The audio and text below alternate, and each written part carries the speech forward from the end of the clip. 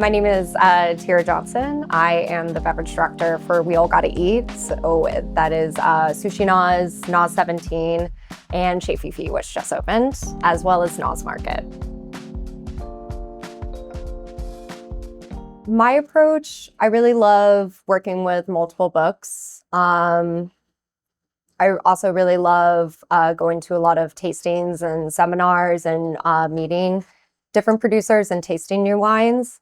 I tend to love to work with some more smaller producers that work organically and just really try to reflect the wine to really speak for the place and what makes that place like so special.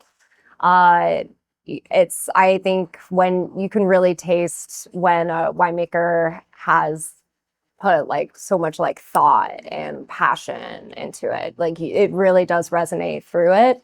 And then also how much attention they put into the vineyard too. That is definitely a reflection that you see through the wine, and it really just takes you and transports you to that place. And I think that's what I'm always trying to look for when I choose a wine.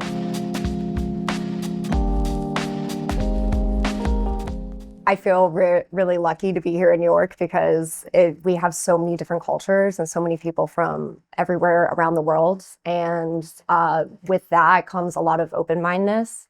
So I feel like a lot of guests are, they're not kind of like stuck in their ways. I feel like a lot of the time they want to try something new. They'll tell you, oh, I like Burgundy, but I kind of want to try something a little different. And then you'll kind of steer them in a different direction.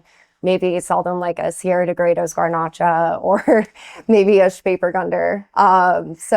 And they really love that. And I feel like that really adds to the experience, especially in the New York wine scene.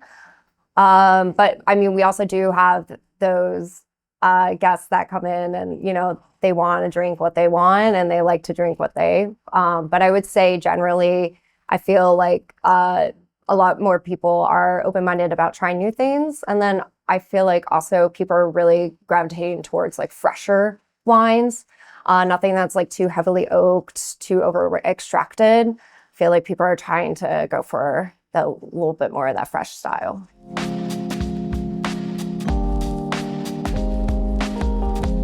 So I was just in Champagne for 10 days and I saw many producers, but one that I'm just currently obsessed with ever since the visit is Alexandre Lamblot.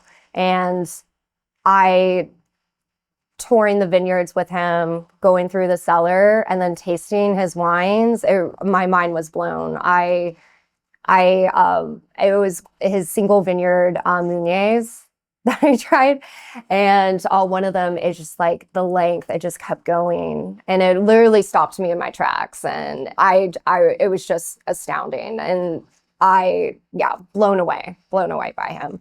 But he's a really fantastic producer. He makes a very small amount, but the way that he works, it's definitely aligned with everything that I want, where he's really expressing the terroir where he's from and from those vineyards, and really try not to manipulate the wine and let the wine really speak for itself and the land itself. Yeah.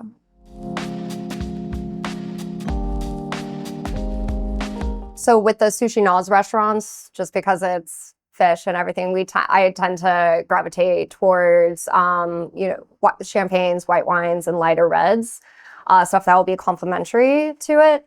I think you definitely need to have your classics like Burgundy, Champagne, but I really love like Portuguese whites. I think those are really fantastic with sushi. Also with Riesling too. You can go for Trocken styles, but I really love those like slightly off-dry cabinet styles of Riesling. I think those are really fun. So though I like to have the classics that people have, but then also introduce kind of a newer styles that people don't necessarily think to drink with the cuisine.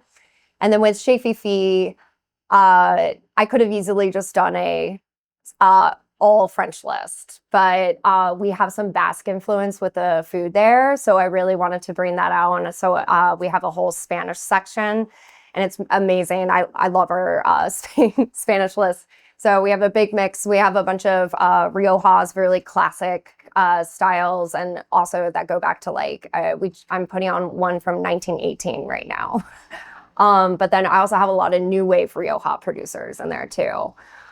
So I feel like kind of having a representation of both a nod to the traditional ways of wine that we've always seen from that country, and then also like what the future looks like and what the new producers are doing. And then we also have a wine from the U.S. too, because I feel like it's really important to celebrate and promote American wine as well. I feel like, especially here in New York, everyone just wants to drink European wine, and I'm from California, and I feel like a lot of people don't understand or don't know like all the beautiful styles and like winemakers and wines that are coming out of there, that you can blind all these Burgundy drinkers and they would think it's Burgundy. So yeah, I love representing that too.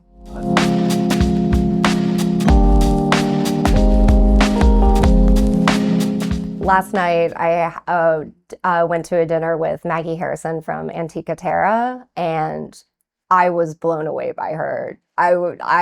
She is like a whole other level. She just the way she approaches wine and the stories she was telling me. There was this one vintage that was horrible, and there was so much rain, and there was all this rot, and it was at the sorting table, and how she sorted was by picking up each cluster of grapes and smelling them.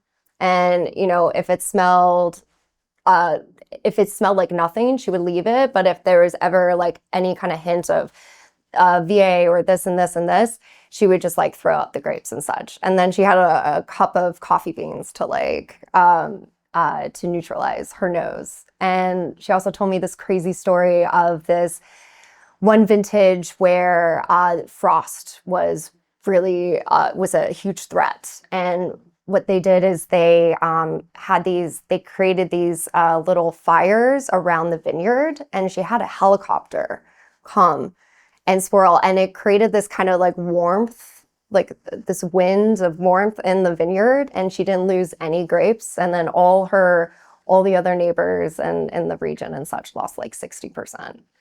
It's a wild story. It's definitely, and she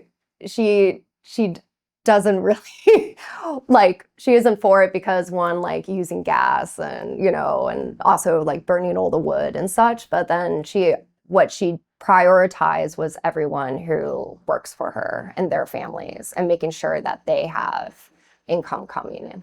So, you know, the way that she not only like approaches that, but also like looking overall for everyone who works for her too and such. She's a badass.